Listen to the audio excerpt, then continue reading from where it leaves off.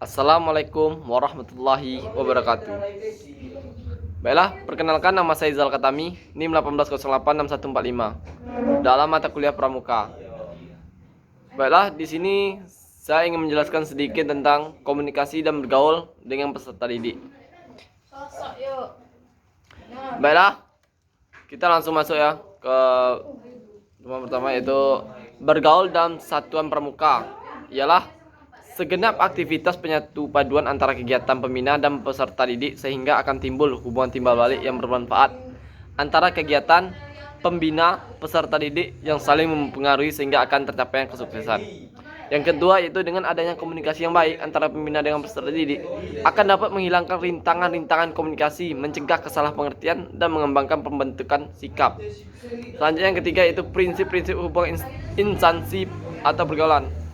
Baiklah, di sini di prinsip-prinsip ini hubungan instansi dan pergaulan itu yaitu ada yang pertama, yaitu adanya sinkronisasi antara tujuan program peserta didik dengan tujuan pribadi peserta didik dan satuan pramuka.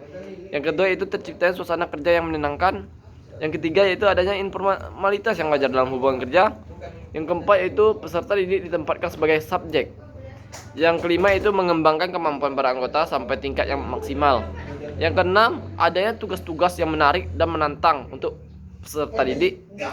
Yang ketujuh, adanya alat perlengkapan yang cukup. Yang kedelapan, setiap anggota difungsikan menurut keahlian dan kecakapannya. Yang kesembilan, diberikan penghargaan saat anggota berprestasi. Ya, baiklah. Selanjutnya yaitu hakikat berkomunikasi. Yang pertama, yaitu pergaulan akan dapat terjadi bila mana antara pembina pramuka dengan peserta didik selalu terjalin komunikasi yang baik. Yang B, itu untuk dapat berkomunikasi dengan baik hendaknya harus tercipta suasana. Suasana dalam lingkungan itu sangat dibutuhkan untuk berkomunikasi. Yaitu yang pertama, egaliter atau kesetaraan, bersikap sopan dan santun, saling belajar menepati janji, tahu berterima kasih, menghargai waktu, tutur kata jelas baik suara maupun makna, ramah, saling bersahabat, tidak merasa paling tahu, memberi kesempatan dan melatih peserta didik, menegur dan memberi kritik dengan bijaksana, berusaha sekuat dan sedapat mungkin tidak memotong pembicaraan orang lain. Bagi seorang yang dominator, serang dengan pembicaraan atau permasalahan yang diperkirakan, ia tidak bisa menjawabnya sehingga tidak merasa paling tahu. Baiklah, selanjutnya, dengan adanya komunikasi yang baik antara pembina dengan peserta didik akan terciptanya suasana persaudaraan yang sangat erat. Timbulnya saling mempercayai, memperlancar proses kegiatan yang sedang dilaksanakan, akan terjadi proses saling menerima dan memberi. Masalah-masalah yang muncul pada proses kegiatan akan dapat dengan mudah teratasi. Baiklah, selanjutnya, kemampuan berkomunikasi dan bergaul sekiranya tidak hanya harus dimiliki oleh pembina pramuka saja, tetapi hendaknya dimiliki pula oleh peserta didik, karena pramuka pada hakikatnya merupakan agent of change, yaitu agen pembaharuan selama hayatnya. Baiklah, selanjutnya ketujuh, ranah-ranah perubahan yang diharapkan dari hasil komunikasi yang baik, yaitu pramuka siaga, pramuka penegak, keluarga dan masyarakat. Selanjutnya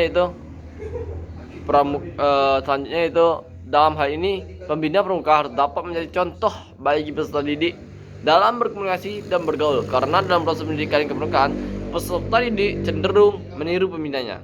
Ingat, peserta didik cenderung meniru pembinanya, watak-watak pembinanya. Ya, selanjutnya yaitu titik tekan pergaulan komunikasi antara pembina dengan peserta didik berdasarkan golongan. Ya. Mungkin itu saja yang dapat bisa saya sampaikan. Mohon maaf bila ada kata-kata saya yang salah atau cara penyampaian saya yang kurang mengenakan. Saya minta maaf. Saya akhiri. Wabillahi taufiq wal hidayah. Wassalamualaikum warahmatullahi wabarakatuh.